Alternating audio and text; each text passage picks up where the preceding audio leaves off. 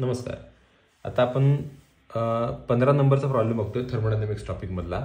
आता प्रॉब्लेम काय बघा, आपल्याला काय कॅल्क्युलेट करायचं आहे तर वर्क डन कॅल्क्युलेट करायचं आहे. वर्क डन त्यांनी मास ऑफ CO2 किती दिलं आहे तर 2.2 × 10⁻² kg दिलं आहे. टेम्परेचर किती दिलं आहे 300 केल्विन. आणि कॉम्प्रेस म्हटल्यानंतर वर्क डन प्लस येतो. आणि isolate reversibility till the pressure is doubled. आता रिव्हर्सिबल हा शब्द असेल का नाही तर W मॅक्सचा फॉर्म्युला येणार. आणि प्रेशर डबल म्हटलं याचा अर्थ आधीचं प्रेशर जेवढं होतं त्याच्यात डबल झालंय. मग गिवन लिहायचं पहिल्यांदा. मग गिवनमध्ये काय काय लिहावं लागेल तर mass of CO2 mass of CO2 किती आहे 2.2 × 10⁻² kg. हेच आपण कन्वर्ट करूया ग्रॅममध्ये. ग्रॅममध्ये कन्वर्ट करताना 10⁻³ न मल्टिप्लाय करतो म्हणजेच 22 ग्रॅम. आता मास म्हटल्यानंतर नंबर ऑफ मोल्स पण काढून घेऊया.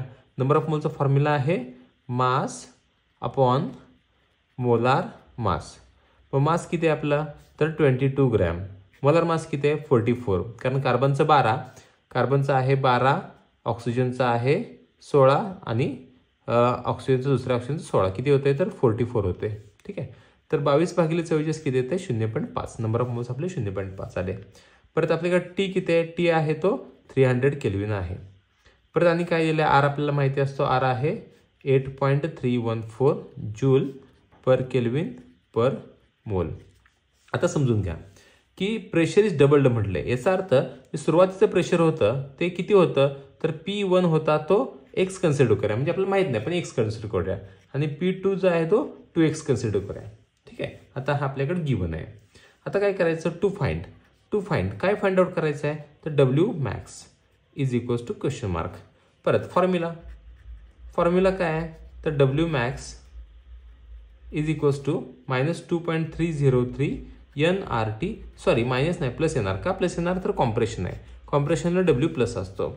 nRT log to the base 10 P2/P1. म्हणून मी प्रत्येक वेळेला काय म्हणतो की मोठी संख्या वर असणार आहे. त्यामुळं कॉम्प्रेशनमध्ये कॉम्प्रेस केल्यानंतर कॉम्प्रेशन म्हणजे कसं हा असा सिलेंडर आहे ह्याच्यामध्ये हा आयडियल गॅस आहे समजा. म्हणजे आयडियल गॅस बिहेव करणार प्लस CO2. हा पिस्टन हा P1 होता आधी. हा पिस्टन जेव्हा खाली येईल का नाही खाली आल्यानंतर इथं समजा P2 झाला. मग प्रेशर खाली आल्यानंतर वाढते म्हणजे P2 हा मोठा असणार आहे. मग कॅल्क्युलेशनच्या वेळेला मग काय करणार आपण 2.303 इंटू n किती आहे 0.5, R 8.314, टेम्परेचर आहे ते 300 kelvin into log to the base 10 2x/x. x cancel होते राहते 2 म्हणजे काय राहिलं आपला 2.303 इंटू 0.5 इंटू 8.314 इंटू 300 इंटू आता 2चा लॉग किती येतो 0.3010.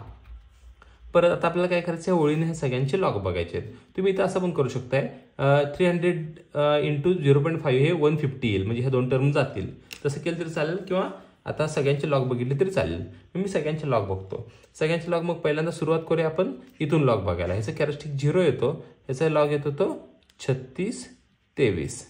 परत 0.5चा कॅरेक्टरिस्टिक येतो 12 तर याचा लॉग येतो 6990. परत 8.31चा लॉग येतो 0.9158. हा पाठच करून ठेवा.